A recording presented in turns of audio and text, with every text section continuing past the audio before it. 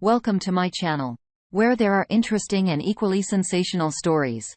Listen to today's story. So my fiancé, who is 26 years old, and I, 27, we're all set to tie the knot soon.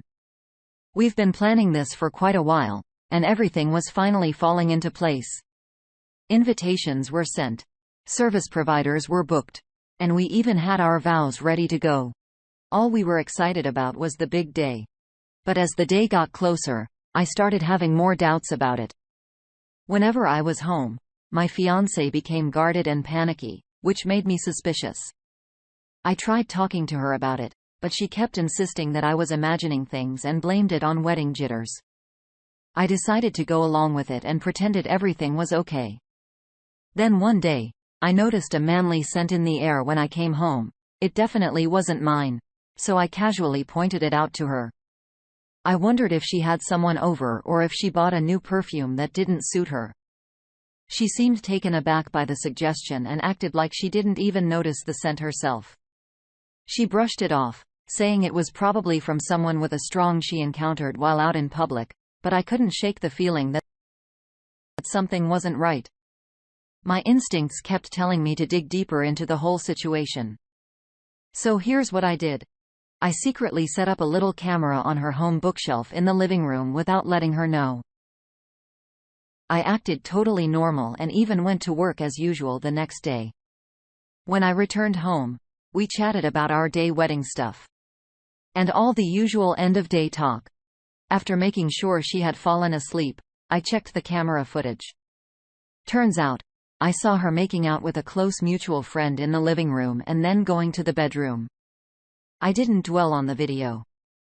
Just got what I needed, saved it to a drive, and started figuring out how to confront her and make her face the consequences for breaking my trust.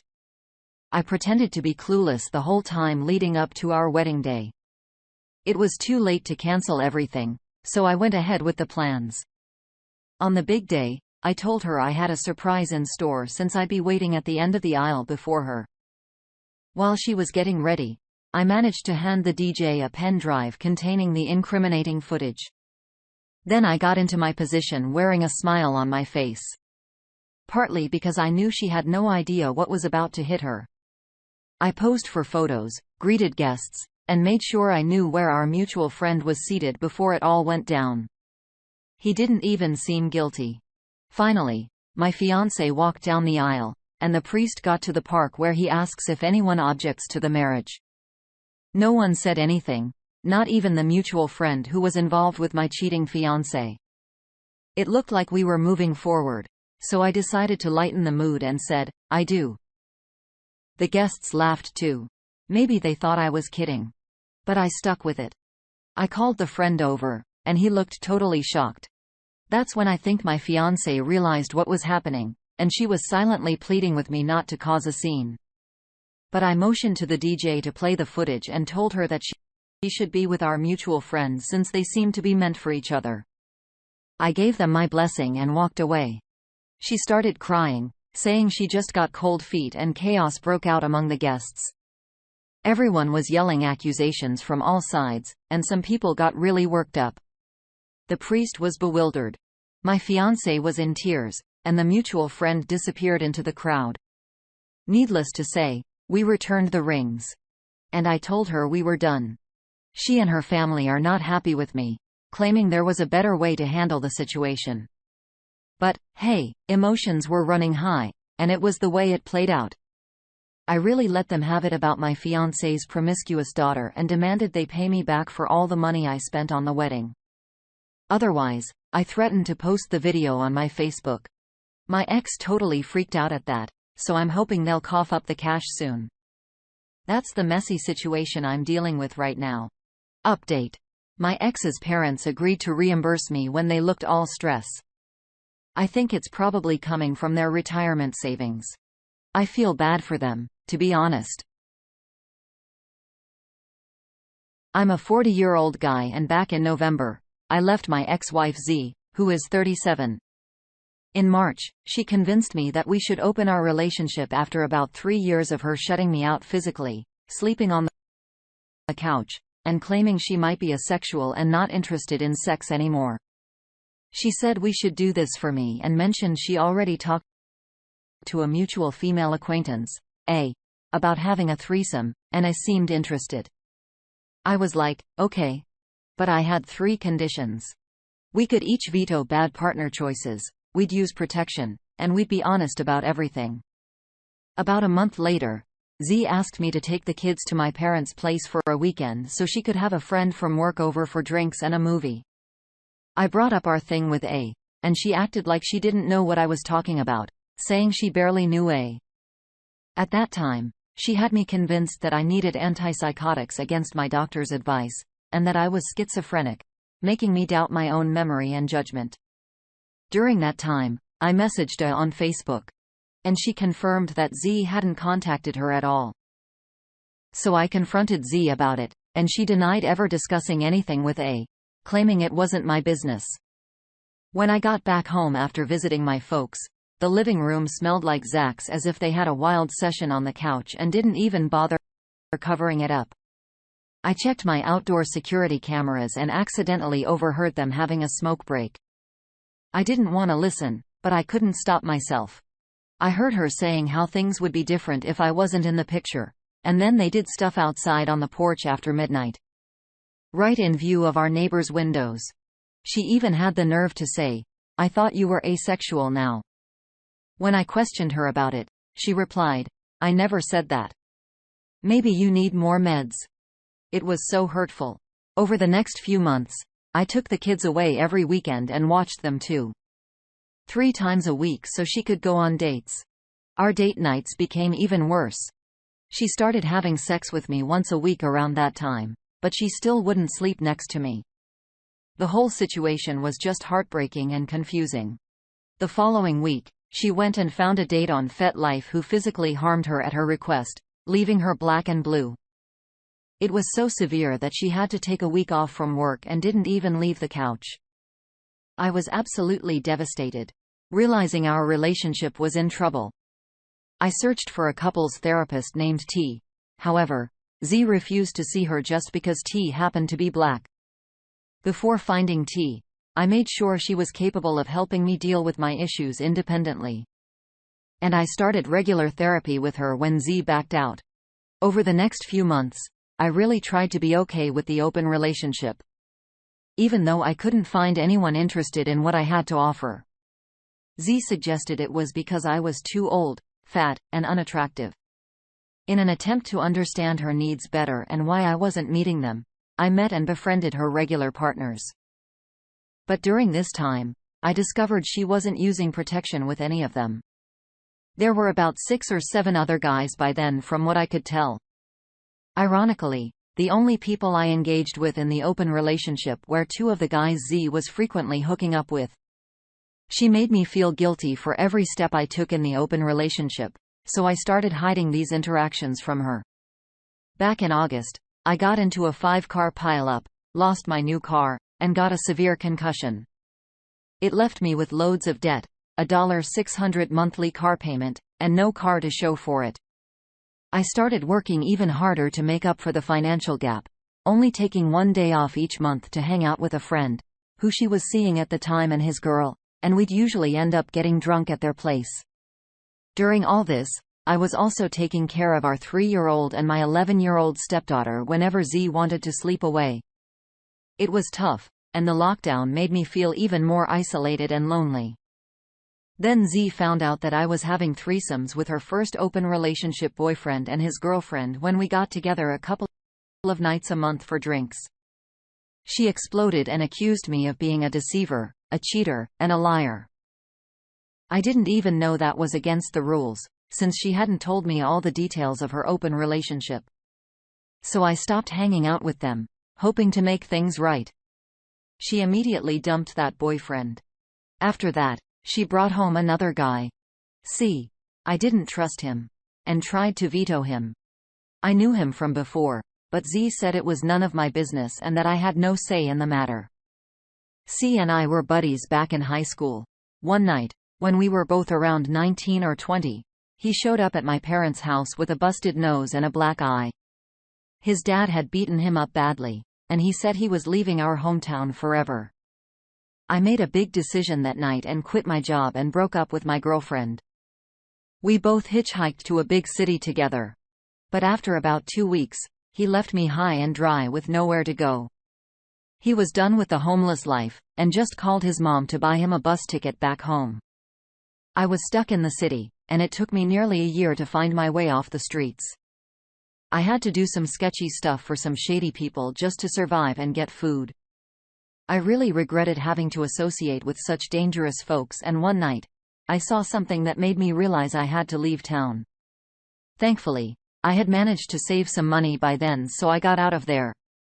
I returned home, but C and I avoided each other for almost 2 decades. Out of the blue, Z and C fell in love, and she didn't hold back about bragging to me about his Johnson size and cross-dressing skills. I tried to be chill with everything, and even rekindled my friendship with C, letting him into my inner circle. He got really close. During this time, I think someone was giving me hormone blockers without my knowledge, and it led to a gender crisis at 39, leaving me feeling lost. Then in October, C asked me to divorce Z so that she could have the baby they had been talking about. I confronted her about it, saying, "He asked me to leave you. He made it sound like that's what you want. I won't stick around if that's what you want. I'm asking you to choose me over him and stop seeing him." Her response was, "How dare you make me choose?" So I said, "Fine. I'll make the choice for you." About 30 days later, I got an apartment with a close friend and continued to stay in touch with my 3-year-old. C moved into the house right away. I paid $2,000 a month until Christmas to avoid causing financial strain on the people I care about. Now I'm paying around $1,000 a month in support, and I see my 3-year-old twice during the week, and she spends Saturday nights with me. Z is using the family justice system to demand more time so she can have more free time to be a grown-up. I don't get how she feels entitled to anything more at this point. During Christmas, I had to stay away from my kids because I felt like I was going to die before the new year. I didn't want them to think my sadness had anything to do with them. Honestly, I'm feeling really undesirable. And the fact that I can't find any new friends or partners isn't helping at all. I've tried all the dating apps, and being bisexual, I've explored every single one of them, but it's just not working for me. It messes with my head that someone like her can be loved by many, while I can't even find one person to love me. It's really messing with my self-worth. If I'm not worthy of affection, love, and respect at 40, I'm starting to lose hope that I'll ever get it. What's the point of life at this age if I can't have that? Update. Just to be clear for whoever else you're including in this email, I asked you about the daycares you checked out for our daughter, and you scowled at me and gave a vague answer like ones with programs without giving any real details. I wasn't being rude when I asked. I simply said, "That's not the answer to the question I asked." See you later. I have every right to know about what's happening in our daughter's life. And you need to communicate with me when I ask for details. I shouldn't have to figure everything out from what she tells me, especially since she's only 4. So please stop twisting things after the fact and trying to make me look like the bad guy here, in case you've forgotten or convinced yourself that you weren't to blame for our marriage falling apart. Let me remind you of the events leading to our separation. You were the one who suggested opening our marriage, and we agreed on the rules. However, you decided I shouldn't have any say in who you slept with while we were still married, even though that was part of the agreement. But you punished me when I exercised the same freedom. You also broke the agreement by not using protection with others while insisting on using them with me. And when I asked you to stop fooling around, you ignored me. You chose not to keep your promises, and consistently put your flings before our marriage. You made all the decisions here except for the one to leave. That was my call, and I did it because I couldn't take having my heart broken anymore. I pleaded with you to stop seeing him, but it seems you've forgotten that. I know you're angry, but I still don't understand why. I told you that he asked me to step aside, and I asked you to prioritize our marriage, but you chose not to, even when I said I would leave. You can't be mad now because you both got what you wanted. Unfortunately, I didn't. I'm alone most of the time, and I have to hear from others how the only person I ever loved and trusted is talking badly about me. It's not a pleasant situation to be in. I'm not the rude one here. I'm not the selfish one here. I won't tolerate these tantrums just because you don't get what you want when you want it. If you want to avoid this kind of reaction in the future, simply tell me what's going on with our child when I ask, and stop with the nonsense gaslighting and trying to change the narrative completely. Now let me tell you my story. I'm a 30-year-old guy and I've been engaged to my fiancé who's 34 for about 4 years. We've been together for over 10 years. We've had our ups and downs like most couples, but as far as I know, there was never anything shady going on. Around 6 months ago, I started feeling something was off when my significant other S0 began a new job. I had been supportive during her education before this, and we were both excited about her starting a career with her new qualifications. But as she spent more time at this job, noticed some new red flags. She made new friends at work, and the first signs were her staying out very late, like until 3 a.m. or even spending the night at her sister's place and not coming home until the next morning. I'm usually trusting, so I didn't investigate further and let it slide. Then she went on a beach trip out of state about 6 hours away with her new work buddies, or so she said. Turns out during this trip, she met a guy at a bar and they ended up having sex. This bombshell hit me about 8 weeks ago when she returned from the trip. Just one day later, she told me she needed to take a break and rethink our engagement and relationship. It totally blindsided me because I thought everything was fine and had no clue anything was going on. At this point, I still didn't know about the cheating. I asked her to stay and offered to go to counseling, but she was insistent on leaving and said she'd be staying at her sister's place. She eventually came back and said she wanted to work on our relationship and agreed to do couples counseling. About 3 weeks ago, she dropped the bombshell that she's pregnant again. I trust her. So I assumed it's my baby since we've been trying for a while to start a family. I got all excited, started making baby plans, and even bought baby books and corner protectors, but then those red flags from before started nagging at me, and my thoughts spiraled. I mustered up the courage to ask her for a paternity test to confirm if I'm the father. I told her I trust her, but it's just for my peace of mind and security. She got upset with my request, and we put it off for a while. However, I brought it up again last Friday while we were talking about the baby. That's when she broke down and admitted that she's been cheating on me. She was 100% sure that the other guy is the father. She also told me she had an appointment for intermination the next day. I was completely shocked and heartbroken.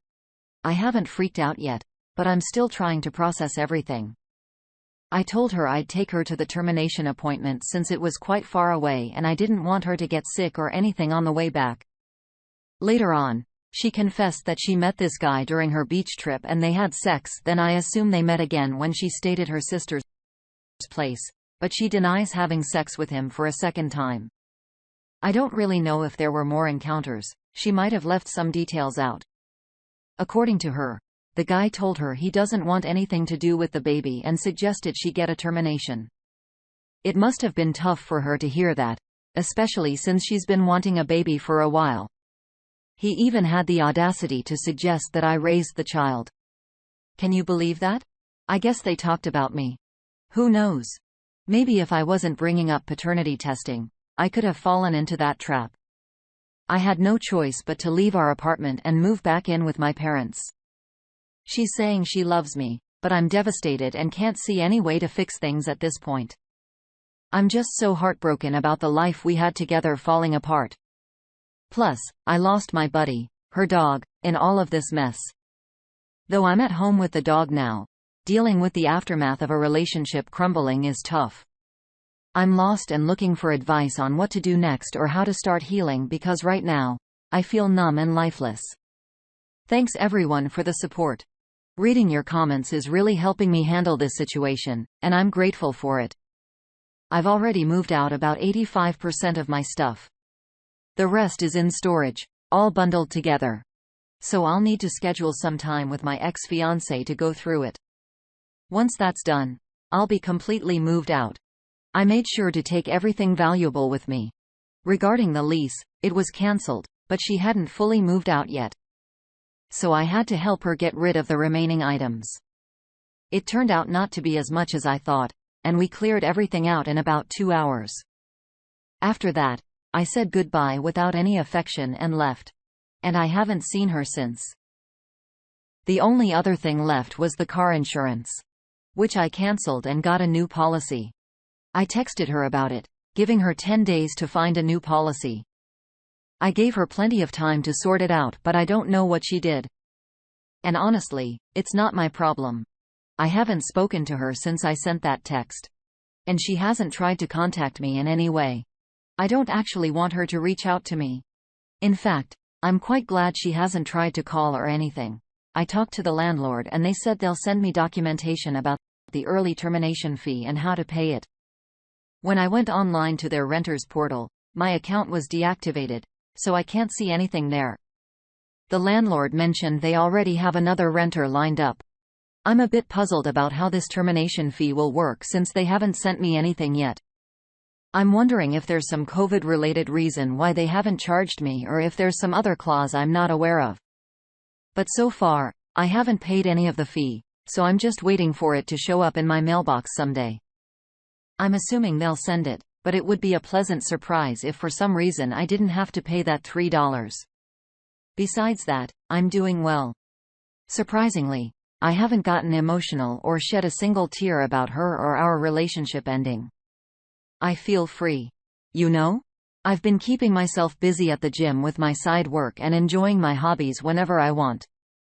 I even made plans for a rock climbing and hiking trip with one of my best friends whom I rarely get to see.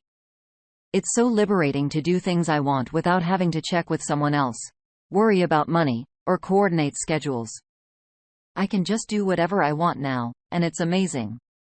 One of the comments on this post said that I haven't been upset because my future self knows my life will be fantastic one day. I believe in that more and more each day. It feels like I was held back before, but now I'm free and ready to experience everything life has to offer. I'm happy to hear you're doing well too. I hope you've put the past behind you and moved on with your life. Your ex-fiancé probably only stayed with you because you provided stability. I don't think her affair partner was the only guy she cheated on you with either. The only reason you found out about him was because she got pregnant, and you asked for a paternity test. It's heartbreaking to realize someone who claims to love you can hurt you that much. She was willing to let you take care of the child knowing it wasn't yours. Thank goodness you asked for the test. I'm glad you were able to leave that relationship with her. You deserve way better than her. My wife and I first met in 2008 while we were both traveling. It was one of those classic movie-like moments in Madrid. Our eyes locked from across the bar, and I mustered the courage to approach her. That night, we ended up going home together. The following 3 days were filled with passion, fun, and lots of sun. We decided to stay in touch. After that, she went back home and I continued my travels. We started a year-long, long-distance relationship before I eventually moved to be with her. During that time, she confessed that she had cheated on a previous boyfriend and felt remorseful about it. However, she also believed that her ex's decision to break up with her was excessive, considering it was only a kiss. Looking back, I realized she might have been testing my reaction and possibly even cheating on me too. While I can forgive and move on from that, since it was in the distant past and related to long-distance struggles. What happened last week is a different story. I made it clear that cheating was a deal-breaker for me. I warned her that if I caught her even flirting with another man, I would end the relationship. To me, violence and cheating are the two absolute no-nos in a relationship. A year after I moved, we tied the knot, and a year later, she became pregnant. I was thrilled. However, she appeared distant, sad, and anxious during the first 2 months after finding out about the pregnancy. After some prodding, she finally broke down and confessed that she had a one-night stand around the time of conception. And there's the chance the baby might not be mine. Devastated, I hopped on a plane back home and cut off communication with her for a month. I didn't respond to her messages or calls. Eventually, though, I gave in and we talked. She said she'd get an in utero paternity test. And if the baby wasn't mine, she'd terminate the pregnancy, but she wanted me to come back before she did anything. I decided to return, and she underwent the test with me in the room. The results came back confirming the baby wasn't mine. I told her she needed to schedule the appointment for the termination that day, or else I'd go see a divorce lawyer as soon as I left the hospital. Reluctantly, she booked the appointment for a week later. On the day of the appointment, I drove her and held her hand. I understood that a termination, no matter the circumstances, could be traumatic for her. In the car, she broke down in tears, begging me to reconsider. Make it work, or anything but go through with the termination.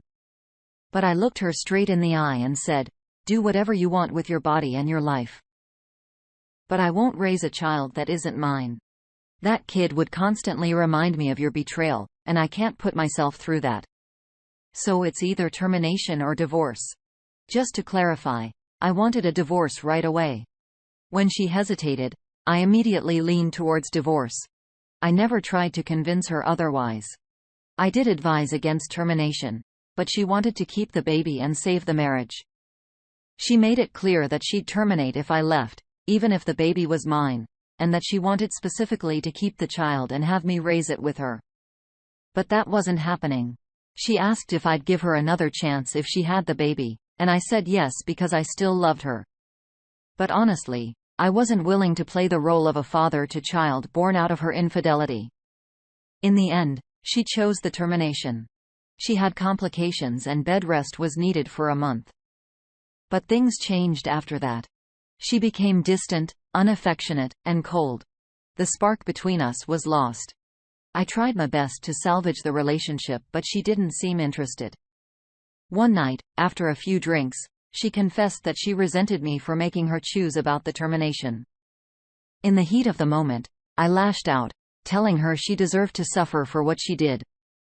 I regretted those words instantly, even though they expressed how hurt I truly felt. One day, when I came home early from work, I found her crying on the couch with a man I knew well. A coworker of hers. The look on their faces said it all. He was the father, and their affair had been going on for 3 months. I'll never know if that's the whole truth, but I've stopped asking because it's too painful. I initiated divorce proceedings and kicked her out of the house right away. She pleaded and cried for months. And foolishly, I gave in and took her back. I made it clear that she had to quit her job and cut contact with the other guy. She agreed and made the call immediately. We decided to move away from her city and bought a house in my hometown, on the other side of the country. We went to marriage counseling, and it helped us improve. It was a slow process, but we got stronger together. We both decided to be completely open about everything, and we accepted that as our new norm. As time passed, I stopped snooping on her phone. Our relationship was great. Our intimacy was satisfying, and we loved traveling together. We even started talking about having kids. We tried to conceive for 2 years, but no luck yet, though we had a lot of fun trying.